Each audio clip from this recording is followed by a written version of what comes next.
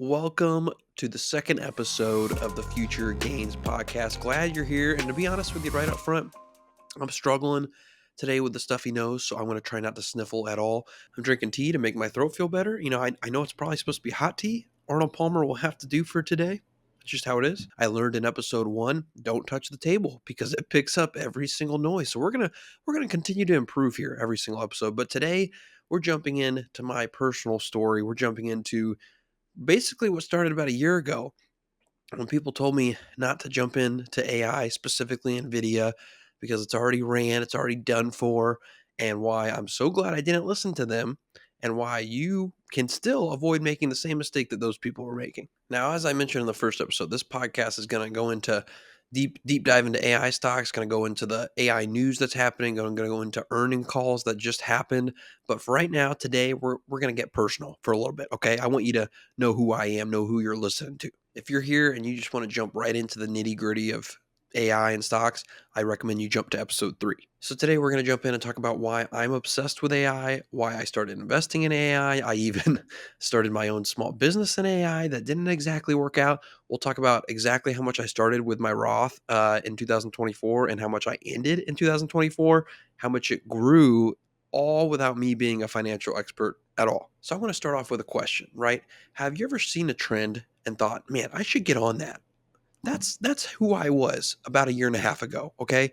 ChatGPT came out and I used it pretty much right when it came out and it was amazing. The effect is kind of worn off now that we've used it for a long time, but the fact that you can type literally anything you can think of out of your brain and it just immediately starts processing it, or I can throw 5 pages in there and immediately it reads it and starts answering stuff, that's insanity. That's crazy, all right?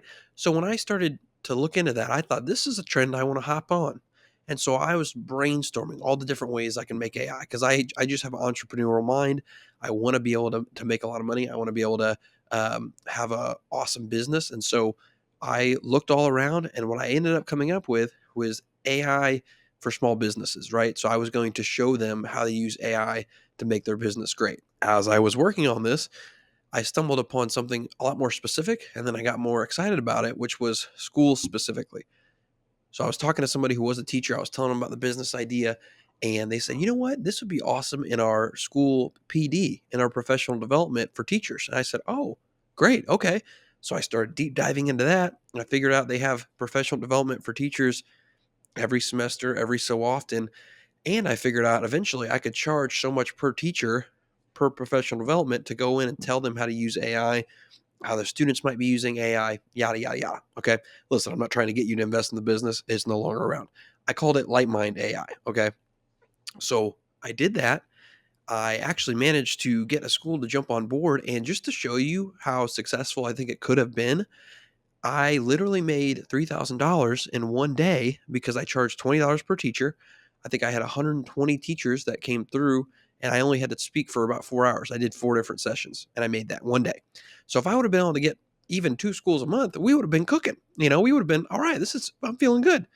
But that is not the case. Due to a bunch of circumstances, we had to basically postpone that. But just to go to show you that that wasn't a bad idea is I have a friend of mine who's a teacher that has professional developments, and all the time they're learning new AI stuff. They just learned about Notebook LM, which on Google, and if you haven't heard about that, I encourage you to go check that out. But all that to say, it didn't work out, but I didn't want to give up. I kept going because even though that specific idea didn't work out for me, I saw AI's potential and the potential for success. So then I started looking into other things, eventually came upon investing. So in this podcast, I want to be transparent with you on where I'm at. So I want to let you know at the beginning of 2024, I had $22,373 in my Roth retirement account. Okay.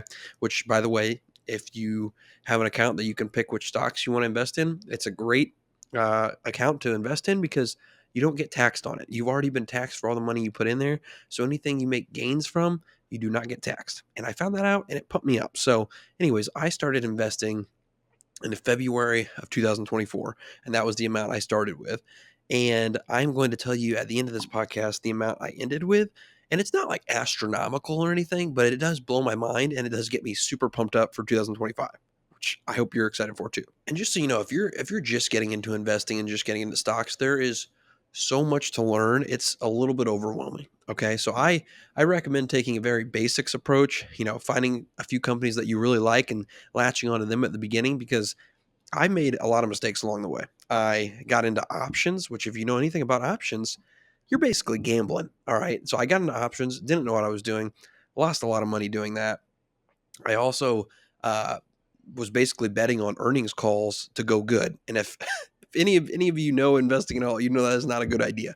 And especially when it comes to AI, we are in it for the long term. Speaking of, let's talk a little bit, just a tiny bit, about SoundHound AI, which, by the way, in a future episode, we're going to do a complete deep dive into SoundHound, especially if you've never heard of them. I highly encourage you to check them out. It's going to be a really good one. And we're going to bring on Jake for the first time. So I'm super excited about that. But jumping into SoundHound, I got into SoundHound actually at the beginning of the year when another creator was talking about them just as like a day trade type thing. I think I bought them for $2, which, do I majorly regret not keeping that now? But I bought them for $2. They shot all the way up to $10, and then they started to go down. And I thought, oh, they're going to go back up. So I kept buying at 9, then I bought at 8, then I bought at 7. And they went all the way down to like 350 at one point. Okay. And so I literally was down, oh my gosh, I think I was down $1,000 or $2,000 when it was at that. My average was $7, right? And so for months, I was just below the average. And I thought, man, I am never going to get back up there. So eventually, again, one of the mistakes I made is I sold not all of my SoundHound, but I sold a good chunk of it to be able to buy more NVIDIA. Okay. So I did that. And guess what happens? 2 months later, it goes from 450 up to 10, up to 15, up to 20, up to 24. So I did make a good amount of money with the money I had left in there, but I would have made a crazy amount more. Okay. So that's part of investing. That's part of having FOMO. You can't get caught up on stuff you didn't do. You got to say, was the decision I made in that time a good decision? It was? Okay, perfect. Because you can always look back and say, man, I should have done this or I should have done that. And that's going to cause you to hold longer than you should sometimes, or to not get in when you should get in, and different things like that. So that's all to show you that I'm no financial expert. I've made a ton of mistakes, and that's just part of investing. And it also shows you that the main phrase I want you to remember from this episode: patience pays off. Patience pays off. All right, remember that. And so I invested in a lot in NVIDIA. And in February, me and my wife talked about it, and we invested, I think, which again, I don't recommend this. I think we invested like 70% of my portfolio into NVIDIA, right? We put a good chunk because I believed in them so much, which we'll do a deep dive into them as well. So you can decide whether or not you still want to get in NVIDIA or not. But I believed in them. I still believe in them long term. So we put a lot of money in them. I found Palantir, I found a SoundHound, and I already told you a story about SoundHound, but I invested in them as well. We found a couple other companies that we'll jump into later episodes. But anyways, I ended the year 2024 of my Roth with $36,831. So I was up $14,458, which is 65% of my entire Roth in one year. That's insane. That is, just in case you don't know anything about investing, the normal annual return that's like great is 7%. If you do amazing, you made 10%. The S&P 500, they did 27%. So it was a crazy year. I made 65. That's that is that's crazy. It's insane. So, and again, that is me not being a financial expert at all. So that's absolutely something you can do as well. You might be looking back at the end of 2025 and you're up 65% in your Roth. And maybe you have more than me. So your 65% is a lot more than my 65%, a lot more than $14,000. But to some people, that is a ton of money. And I know it is to me. So that's why I'm really, really excited about this upcoming year. I think we're still super early in AI, and we're going to be able to grow a ton. And by the way, to be transparent, I want to continue to tell you what is in my Roth. I'm going to continue to tell you how I'm growing. And those gains weren't because I'm a financial expert. Those are because I believed in AI's future and its potential, and I was, wait for it, patient. Now, once again, I'm sure you might be wondering, with how many times I mentioned I'm not a financial expert, why should I be listening to this guy at all? And honestly, that's a totally valid question, because I'm not a inside Wall Street trader. I'm not a inside tech guy that knows all the different things about tech. I'm just a guy who researches a bunch. And so I know, as an everyday guy with a 9 to 5 job, most people don't have time to go research companies and research stocks and figure out, what they mean. And so that's something that I'm just going to present to you, hey, I think these are really strong AI companies that I'm personally probably going to invest in.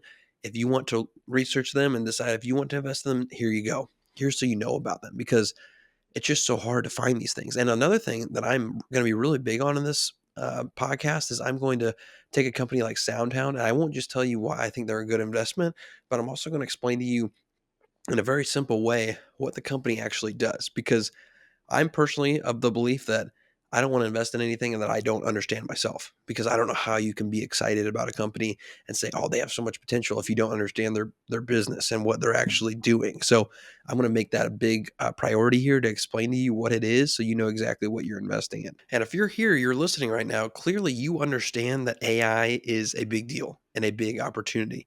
And so I'm here to help you get started in investing in that big opportunity, even if it's a small amount starting off.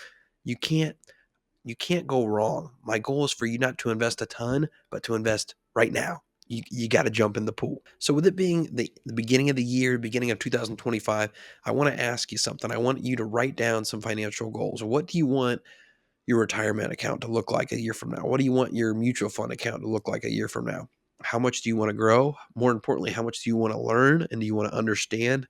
How much time do you want to dedicate to this? I want you to write that all down, because it's a powerful tool to be able to write stuff down. And you're actually, I think it's something like 60% more likely to achieve those goals if you write them down. So go ahead, make sure you do that so you can envision what you're going to look like next year. Because I would have never thought I would have 65% more in my Roth at this time next year as I did last year. But every single journey starts with a single step. So maybe your first step is to open a Fidelity account, or maybe your first step is to set aside $50. Whatever it is, make sure you take that step and you start investing now. And of course, don't forget to like and subscribe to the podcast, rate it 5 stars.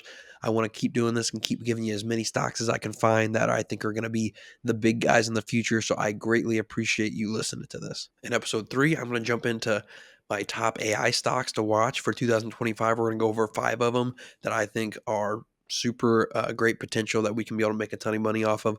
So that'll be our first deep dive into AI stocks. And then we're going to move forward from there. We have a deep dive into SoundHound AI with Jake coming up. So I'm super excited for that.